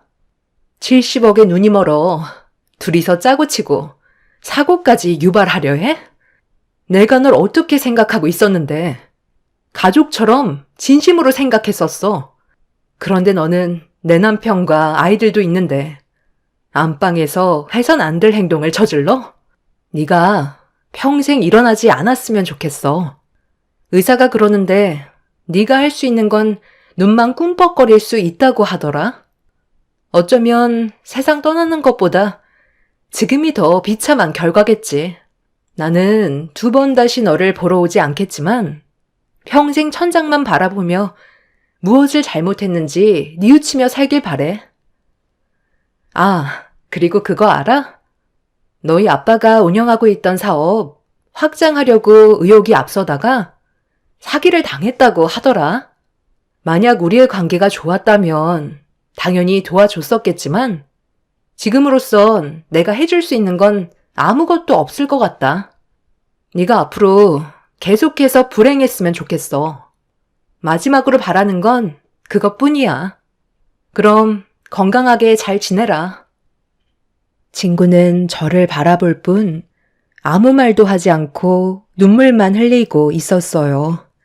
눈빛에선 미안하다는 말을 하고는 있었지만 저는 친구를 용서해 줄 수 없었습니다. 남편은 저에게 했던 잘못에 대한 용서도 구하지 않고 세상을 떠났지만 오히려 그게 더 잘된 일인 것 같네요. 추한 모습 더 이상 보고 싶지도 않았거든요. 소중했던 사람들을 한순간에 모두 잃게 됐지만 아직 제 나이 젊기 때문에 앞으로 아이들과 남은 인생 행복하게 살고 싶어요. 제가 바라는 건 그것뿐입니다. 친구는 자기 잘못을 뉘우치고 있을까요? 아니면 저에 대한 분노만 남아있는 상태일까요? 자신이 저지른 행동이 얼마나 큰 대가가 뒤따랐는지 깨달았으면 좋겠어요. 제 사연을 여러분들께 털어놓게 되니 어느 정도 마음이 후련해진 것 같네요. 여러분들의 삶은 저처럼 불행이 아닌 행복만 가득하시길 바랍니다. 감사합니다. 안녕하세요. 저는 최근에 이쁜 딸을 출산하게 된 결혼 2년차 30대 중반 여자입니다. 좋은 소식을 여러분들께 전해드려야 하는데 출산 직후 너무 가슴 아픈 일들을 겪게 돼서 사연을 신청하게 되었습니다. 저희 부부는 결혼을 하자마자 남편과 아이 계획을 가지려 했었지만 생각했던 것보다 임신이라는 게 쉬운 문제는 아니었어요. 그리고 제가 임신이 되지 않자 시모는 몸에 문제가 있는 거 아니냐고 산부인과에서 검사를 받길 원했어요. 그 이유는 처음 인사를 드리러 갔을 때 시부모님께 바로 아이를 가질 계획이라고 말씀드렸는데 차질이 생기게 되면서 시모는 저에 대한 불만을 털어놓았어요. 시부는 시모에게 조급해하지 말라고 했지만 제 몸에 문제가 있는 것 같다며 불편한 시선을 보내길래 저 또한 불안해졌었죠. 옆에 있던 남편은 걱정할 거 없다고 편을 들어줬지만 계속해서 임신이 되지 않다 보니 걱정이 너무 많았어요. 그래서 산부인과에 찾아가 몸에 문제가 있는지 확인을 해보게 되었습니다. 그런데 걱정했던 거와 달리 충분히 임신을 할 수 있는 몸이라는 말을 들을 수 있었어요. 충분히 건강한 몸인데 왜 아이를 가질 수 없냐고 물어보니 의사는 여러 가지 환경적인 요인이 있을 수도 있다며 크게 걱정하지 않아도 되니 몸 관리만 잘한다면 충분히 아이를 가질 수 있다고 심적 여유를 가지라면서 남편의 건강 상태도 확인해 보길 권했습니다. 다행히 남편의 몸에도 큰 문제는 없었습니다. 이 소식을 듣게 된 시모는 다시 한번 서둘러 손주를 볼 수 있게 노력해 달라면서 저에게 부담을 줬지만 최대한 편하게 생각하려 했어요. 다행히 몸에 문제가 없다는 말에 열심히 운동하면서 최대한 건강한 몸을 만들기 위해 정말 많이 노력했어요. 그런데 제 몸은 아이를 가지기 위해 최적화가 되어 있는데도 원하는 임신은 계속해서 실패를 이어나갔습니다. 아들 손자 하나 낳아달라는 건데 어떻게 임신했다는 소식조차 들을 수가 없는 거니? 벌써 어영부영 1년이나 지나갔다. 도대체 언제까지 기다려야 하니? 엄마, 오늘 오라고 한 게 잔소리 하려고 그런 거예요? 심적으로 스트레스를 많이 받게 되면 임신도 많이 힘들어진다잖아요. 몸이 체질적으로 많이 예민한 것 같다고 했었어요. 그러니까 엄마가 하는 잔소리가 이 사람한테는 엄청난 스트레스로 올 수가 있다는 거예요. 누가 제일 힘들지 뻔히 알고 있으면서 위로 좀 해줄 수 있는 거잖아요. 이 사람한테 계속 안 좋은 말만 할 거면 다음부턴 오라고 하지도 말아요. 어느 누가 상처되는 말을 듣고 싶겠어요? 기분도 별론데 그만 일어날게요. 내가 오죽하면 이런 말이 나오겠어? 엄마도 하루 이틀 참고 넘어간 것도 아니고 1년이나 참고 있었는데 쓴소리 정도는 당연히 할 수 있는 거지. 당신 그 주둥아리 때문에 임신 될 것도 안 되겠어. 며느리 속이 제일 타들어갈 텐데 제발 하루라도 조용히 좀 넘어가면 안 돼? 요즘 당신 입에서 쓸데없는 말이 나올까봐 얼마나 불안한 줄 알아? 그냥 입을 다물고 있어. 그게 가족을 위한 길이야. 저녁 먹은 거 체하겠다. 볼일 다 봤으니 너희들 이제 그만 돌아가 봐라. 어딜 가? 아직 내 말 끝나지도 않았는데 나는 너한테 기회를 많이 줄 수 없다. 올해에도 임신이 안 된다면 몸에 하자가 있다는 걸로 알 테니까 그땐 내 아들과 결혼생활 정리해라. 너 때문에 집안의 대가 끊길 수는 없잖니. 시간이 지날수록 내 아들도 나이를 먹을 테고 재혼도 쉽지 않을 테니 올해가 마지막이라고 생각해라. 마음 같아선 내 가방에 있는 이혼 서류 바로 던져주고 싶다만 내 아들 봐서 넘어가는 거니 시간이 많지 않다는 거 명심해야 할 거야. 아이를 가질 수 없다는 게 죄인처럼 느껴졌었고 아무 말도 할 수가 없었어요. 남편과 결혼을 하기 위해 허락을 받으러 시댁에 인사를 드렸을 땐 아이 가지는 건 전혀 문제가 되지 않을 거라 생각했었어요. 주변에서만 봐도 아이를 계획하는 것보단 계획하지도 않았던 아이를 가지게 될 정도로 밥 먹듯이 임신이 되는 것 같아 보였는데 막상 제가 임신을 하려고 했을 땐 마음먹은 대로 되지 않아 너무 힘이 들었고 죄송스러워서 고개조차 들지 못했었습니다. 더군다나 시모가 저에게 마지막 기회라는 말을 했었을 땐 정신적인 스트레스가 최고조로 달했었어요. 그렇게 시댁에서 상처만 받고 집으로 돌아온 저는 결국 한참 동안 눈물을 쏟아내었고 남편은 당분간 시댁에 가는 건 저에게 안 좋을 것 같다며 그날 이후 시댁에는 아예 가지 않으려 했어요. 그렇다고 시모가 시댁에 오라는 말도 하지 않았습니다. 그만큼 서로가 많이 예민해져 있던 상태였던 거죠. 아이를 가지기 위해 제가 최대한 스트레스 받지 않게 하려고 모두가 침묵했었고, 좋은 소식을 접할 수 있길 간절히 바라고 있었을 때, 어느 날부터인가 처음으로 느껴보는 몸의 변화에 예민하게 반응했던 저는 제가 그토록 바라던 아이가 생겼을까봐 조심스럽게 임신 테스트기를 사서 검사를 해보는 순간 감격의 눈물을 쏟아내었어요. 제 뱃속에 아이가 들어서게 된 거였죠.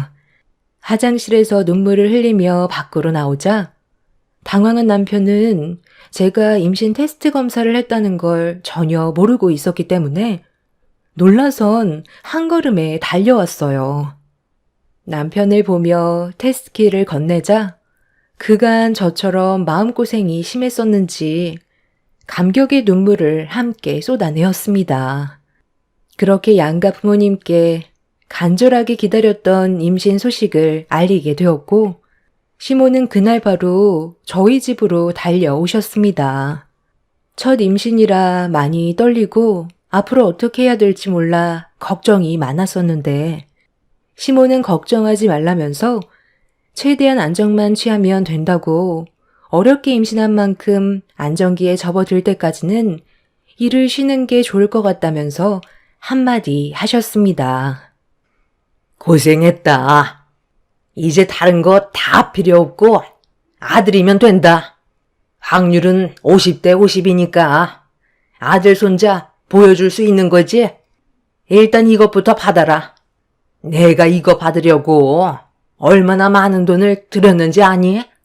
몸에 좋은 거니까 하루 3번 거르지 말고 먹거라. 이거 먹으면 딸도 아들로 바뀐다는 말이 있어. 뱃속에 있는 아이는 분명 아들일 거라 나는 확신한다. 첫 임신이 이렇게 어려웠는데 2번째는 더 힘들겠지. 기대조차 안 하니까 무조건 뱃속에 있는 아이는 아들이어야 한다. 아들이 아니면 어떻게 하시려고요? 임신했으면 된 거지. 딸이건 아들이건 그게 뭐가 그리 중요하다고 왜 또 이 사람한테 부담을 주는 거예요? 어머님, 임신만 하면 된다면서요. 그런데 이 약은 또 뭐예요? 제 뱃속에 있는 아이가 성별이 뭐든 그게 중요한 건 아니잖아요. 딸이면 저 안 보실 거예요? 그건 그때 가서 생각하자. 일단 아들이길 바라고 너도 최대한 몸에 신경 쓰거라. 한약 30일치니까 그거 다 먹을 때쯤 다시 오도록 하마.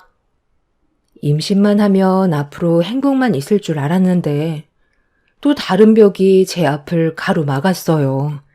축하한다는 말은 들었지만 시모는 아들을 원했고 저는 시모의 기대를 충족해주지 못할까봐 또다시 심적으로 불안해졌어요. 남편은 신경 쓰지 말라고 했지만 매일 전화 오는 시모 때문에 정신적으로 스트레스를 받아 너무 힘이 들었어요. 남편이 어떤 한약인지도 모르는 상태에서 함부로 먹는 건 뱃속에 있는 아이한테 문제가 생길지도 모른다는 말에 한약을 먹지 않고 있었어요. 매일같이 전화해서 한약을 먹었냐는 말에 거짓말을 할 수밖에 없었죠. 산부인과에서 남편과 함께 초음파 검사를 하러 갔을 때도 한약에 대해 설명을 했었는데 원장님 또한 한약은 태아한테 위험할 수 있기 때문에 먹지 않는 걸 권장했어요. 그렇게 시모에게 거짓말을 할 수밖에 없었는데 여기에서 문제가 하나 터져 버렸습니다. 한 달이 지나는 시점에 시모가 다시 온다고 했었는데 제가 그걸 깜빡 잊고 있던 거였어요. 아무 생각 없이 근처 마트에서 장을 보고 들어왔는데 거실에 시모가 앉아 있었고 테이블 위에는 한약이 2채가 올려져 있었습니다. 그걸 보자마자 식은땀이 흐르기 시작했고 시모의 표정을 살피면서 와서 앉으라는 말에 조심스럽게 자리에 앉았습니다. 시모는 박스에서 한약 한 봉을 꺼내 제 앞에서 뜯더니 마시라고 건네 주었습니다. 내가 보는 앞에서 들이켜라. 조용히 넘어가고 싶으면 말을 듣는 게 좋을 거야. 감히 시애미한테 거짓말을 해? 매일 꼬박꼬박 잊지 않고 챙겨 먹는다더니 박스도 뜯지 않은 채 냉장고에 그대로 보관해 놓고 있어? 그러면서 나한테는 먹을만 하다고? 이게 얼마짜리인지 알기나 해? 한 달치가 무려 300만 원짜리야. 어머님, 흥분하지 마시고요. 제 말 좀 들어보세요. 저도 어머님이 주신 거 챙겨 먹고 싶었는데요. 산부인과에서 물어보니까 한약이 아이한테 어떤 부작용이 생길지 모르기 때문에 조심하는 게 좋을 것 같다고 하길래 혹시라도 안 좋은 일이 생기면 안 되니까 최대한 신중하려고 했던 것 뿐이었어요. 기분 많이 상하셨겠지만 제 입장도 좀 이해해 주세요. 첫 임신에 정말 힘들게 아이가 들어섰는데 건강하게 세상 밖으로 나와야 하잖아요. 미리 말씀드리고 싶었는데 어머님 목소리가 너무 들떠 있는 것 같아서 제 입이 떨어지지가 않았어요. 많이 서운하시겠지만 아이를 먼저 생각해 주시면 안 될까요? 건강하게 세상 밖으로 나오는 게 우선이잖아요. 이 한약 먹고 아들 안 낳은 사람이 없단다.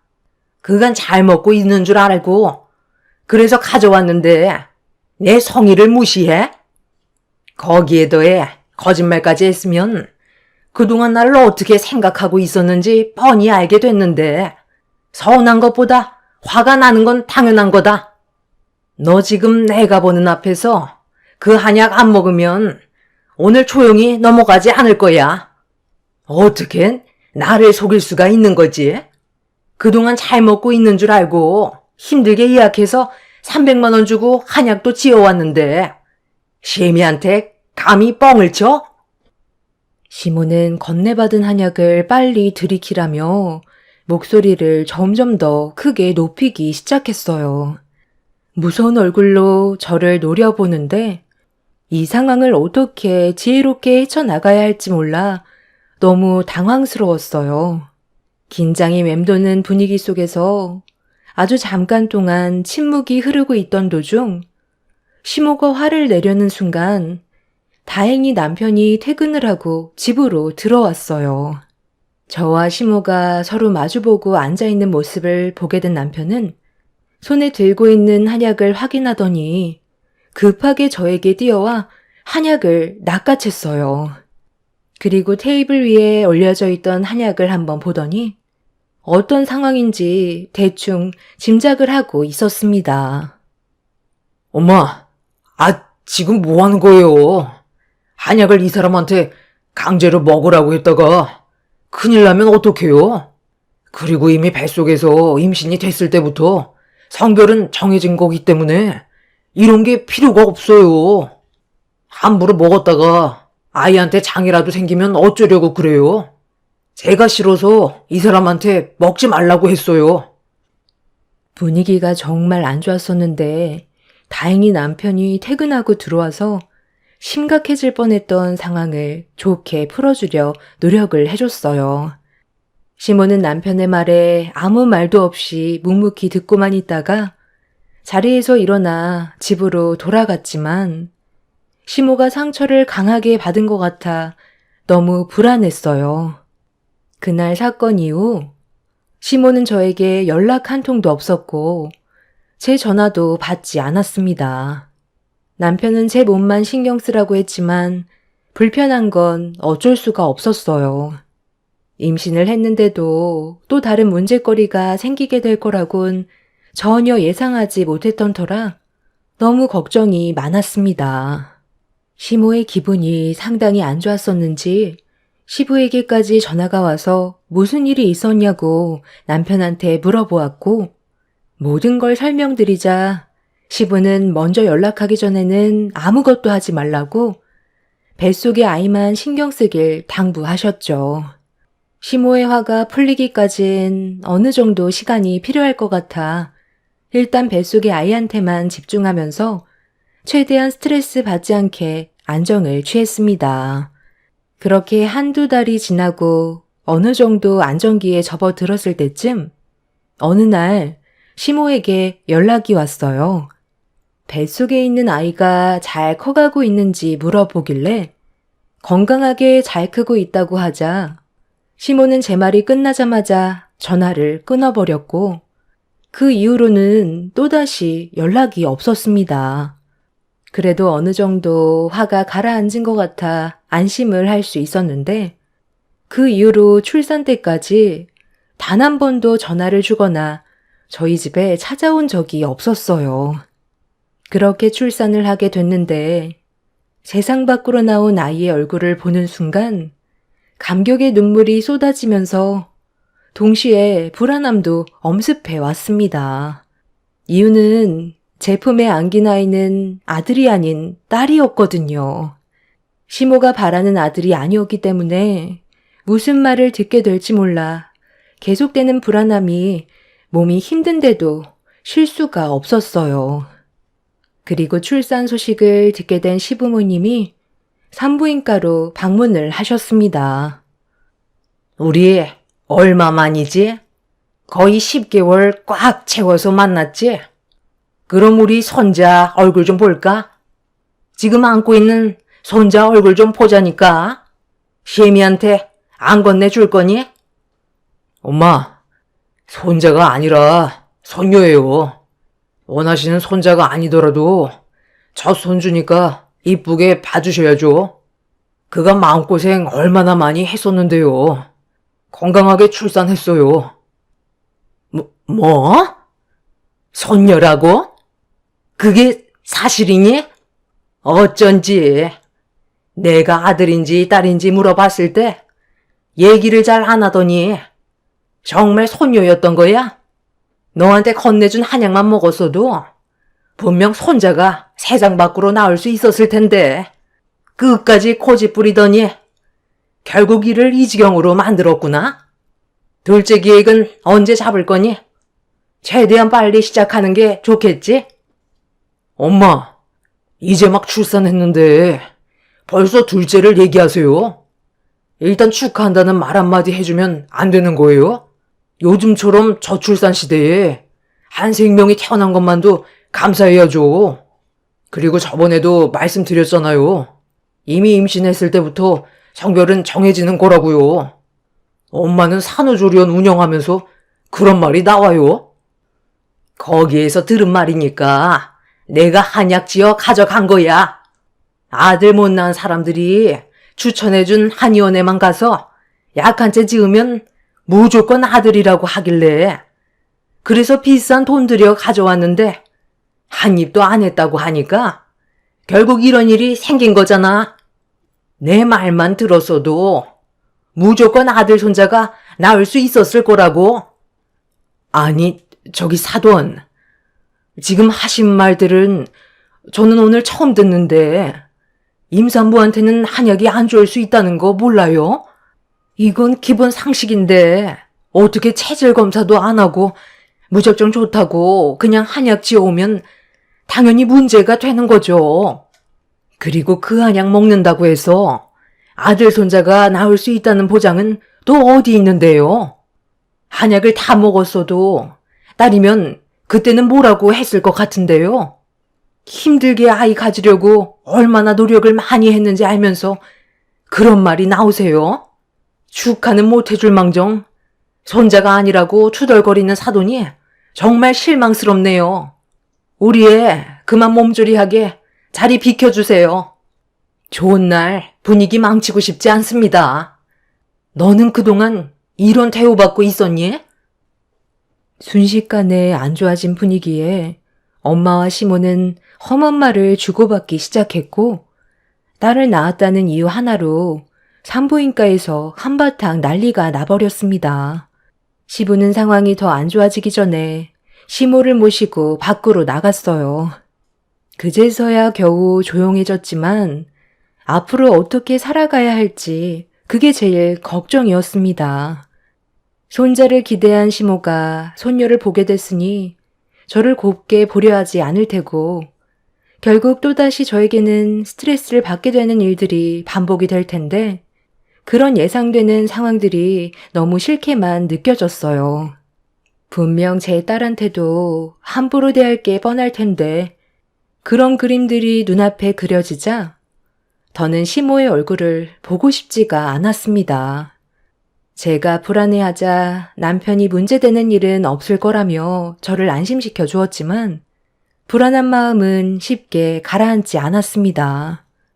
그런데 다음날 시모가 다시 산부인과로 아침 일찍 찾아왔어요. 가족 모두 자리에 없어서 시모와 단둘이 있게 되는 게 너무 무서웠고 제 딸한테 어떻게 할지도 모를 불안함에 경직된 얼굴로 시모를 바라봤는데 저를 보자마자 웃는 얼굴로 전날의 일들에 대해 미안하다면서 시모가 운영하는 산후조리원에서 몸조리하는 게 어떻겠냐는 의견을 주었어요.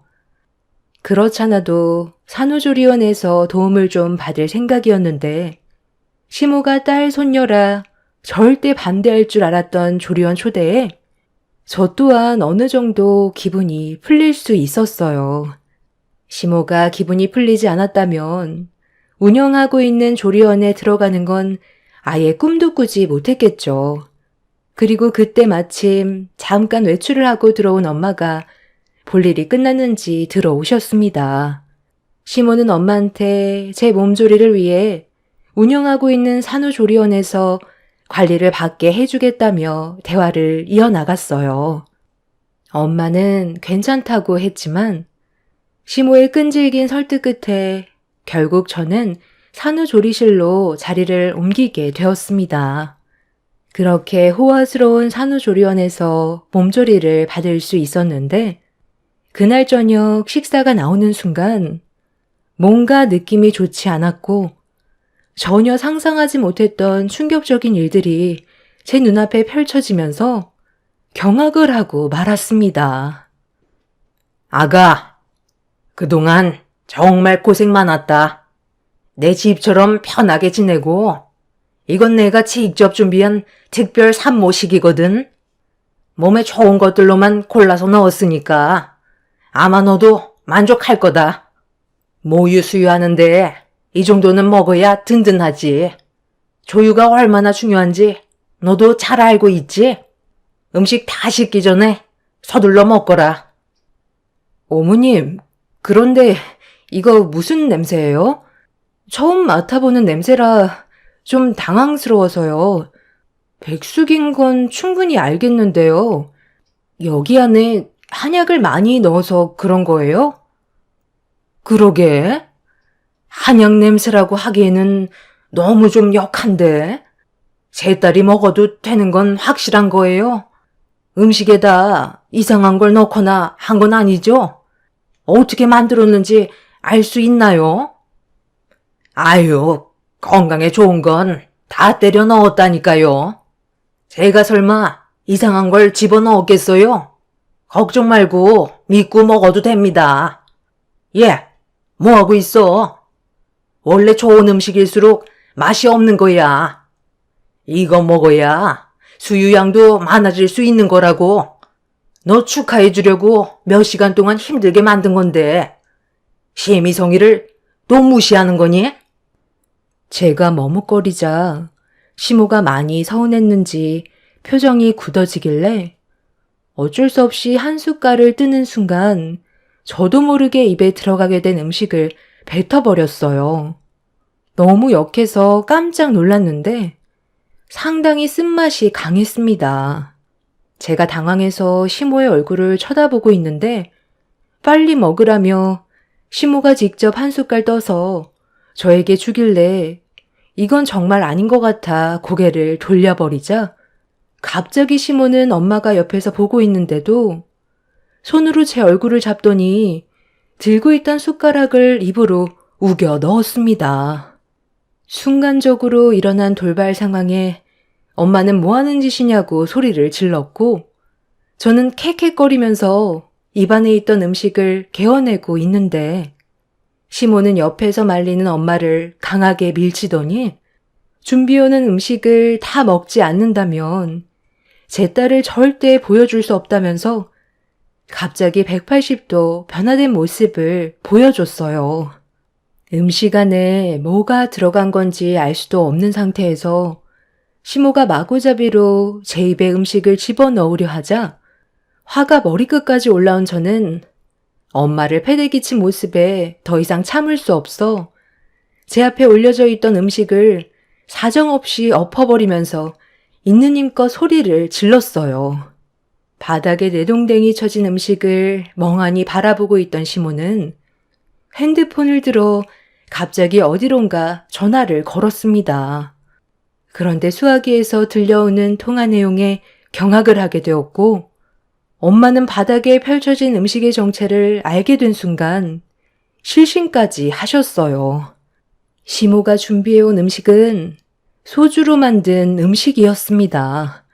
수화기 너머에서 들려오는 목소리에선 전과 동일하게 5병 정도 넣으면 되냐고 물어보았고 시모는 저를 보며 온갖 술은 다 때려 넣어 가지고 오라면서 분노한 얼굴로 흥분을 가라앉히지 못하고 있었어요.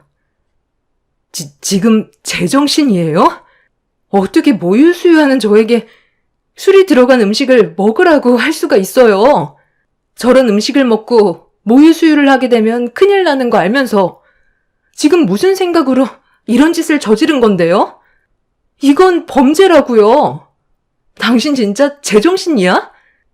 그리고 저 그만 퇴소할게요. 가긴 어딜 가? 딸 낳은 죄인 주제에 뭘 잘했다고 두 발로 나갈 생각인 건데? 내가 손자를 원했지. 손녀를 원했어? 겨우 임신해서 가진 아이였는데 내 허락 없이 감히 손녀를 낳아? 저번에 분명 얘기했을 텐데 손녀가 나오게 되면 내 아들과 그만 정리해야 될 거라고 경고까지 했었지? 이거 이혼 서류다. 도장 찍고 당장 정리해라. 그렇지 않으면 2번 다시 네 딸 얼굴은 구경조차 할 수 없을 거야. 마지막으로 얘기하마. 내 아들과 이혼하거라. 이게 다 지금 무슨 말이에요? 이 사람이 왜 저랑 이혼을 해야 되는 건데요? 그리고 이 냄새 뭐예요? 당신 무슨 일인데 울고 있는 거야? 좀 전까지만 해도 잘 지내고 있다고 나랑 연락했었잖아. 혹시 몰라 걱정돼서 저기 퇴근하고 왔는데 이 사람한테 또 뭔 짓을 저질렀길래 지금 눈물을 흘리고 있는 거냐고요? 남편이 분노하면서 저희 엄마를 부축해 자리에 앉혀들인 뒤 화를 내고 있는데 문이 열리더니 직원이 또다시 음식을 만들어 가지고 들어왔어요. 남편은 음식이 들어오자마자 코를 막으면서 이게 뭐냐고 저에게 물어보길래 백숙에 술을 집어넣은 거라며 그걸 먹게 되면 딸도 술을 먹게 되는 거나 다름없다고 하자 남편은 직원이 들고 온 음식을 바닥에 던져 버리더니 시모의 얼굴에 손을 올려 붙였습니다. 뺨을 맞게 된 시모는 경악을 했고 남편은 그 자리에서 경찰서에 신고를 했어요. 결국 시모는 이 문제로 경찰서에서 조사를 받게 되었고 뒤늦게 이 사실을 알게 된 시부와 저희 아빠도 너무 큰 충격을 받으셨는지 난리가 나게 되었습니다. 시부는 저희 부모님께 죄송하다면서 용서를 구했어요. 다행히 음식을 먹지 않아 문제되는 건 없었지만 손녀도 남편의 자식인데 손자가 아니라는 이유 하나로 충격적인 일을 저지를 거라곤 정말 상상조차 하지 못했었죠. 시모는 현재 법적 처벌을 위해 소송 중에 있는 상태입니다. 저보다는 제 딸한테 신체적으로 큰일이 생길 수도 있었던 문제라 가볍게 끝날 문제는 아니라고 합니다. 저는 조금의 선처도 해줄 생각이 없어요. 그리고 시부 또한 저와 제 딸의 안전을 위해 지금 이혼 소송을 준비하고 있습니다. 시모가 운영하던 산후조리원의 명의가 시부로 되어 있어서 다른 산모들에게 불신과 불안함을 조성한 이번 일을 통해 폐업을 하게 되었고 시부와 남편은 평생 시모의 얼굴을 안 보기로 결정을 내린 상황입니다. 정말 기억하고 싶지 않은 순간들이었고, 아직까지도 온몸이 떨려올 정도로 정신적인 충격이 상당합니다. 요즘 시대에도 저런 시어머니가 있을 거라곤 꿈에도 몰랐네요. 남편은 시모가 징역을 면할 수 없을 거라며 이번 일이 마무리되면 모든 연락할 수 있는 수단을 끊어버릴 거라고 화를 가라앉히지 못하고 있습니다. 저희 가족에게 앞으로는 또 다른 피해가 없었으면 좋겠어요. 조용히 살아가고 싶은 게 제 소원입니다. 아직까지도 자신의 잘못이 뭔지도 모르는 시모가 꼭 무거운 처벌을 받았으면 좋겠어요. 법적 처벌이 확정이 되는 대로 여러분들께 소식을 전해드리도록 하겠습니다. 제 사연 들어주신 분들 언제나 행복하시고 즐거운 주말 가족들과 좋은 시간 보내시길 바랍니다. 감사합니다.